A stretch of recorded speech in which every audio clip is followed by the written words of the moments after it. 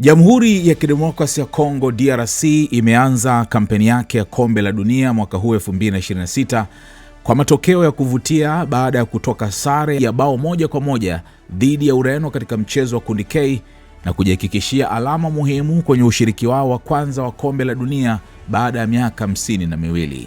Mabingwa wa UEFA Nations League Ureno walihitaji chini ya dakika 6 kufungua ukurasa wa mabao kupitia Joao Neves aliyefunga kwa kichwa akimalizia cross ya Pedro Neto.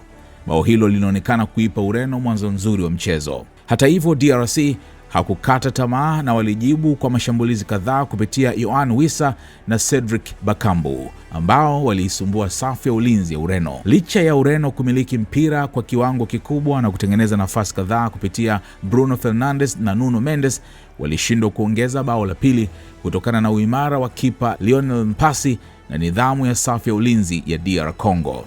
Dakika chache kabla ya mapumziko, DR Congo walipata bao la kusawazisha kupitia Yoan Wissa aliyefunga kwa kichwa baada ya mpira wa kona na kuandika historia kwa kufunga bao la kwanza kabisa katika kombe la dunia. Kipindi cha pili kilishuhudia Ureno akiongeza kasi ya mashambulizi ambapo Joao Cancelo alifunga, lakini bao lake likakataliwa kwa kuotea. Cristiano Ronaldo naye alipata nafasi ya kufunga lakini alishindwa kuitumia vizuri. Kwa upande wa DR Congo, Bakambu alikaribia zaidi timu yake kupata ushindi baada ya kupiga mpira uliogonga mwamba wa lango, huku timu zote zikishindwa kupata bao la ushindi hadi filimbi ya mwisho.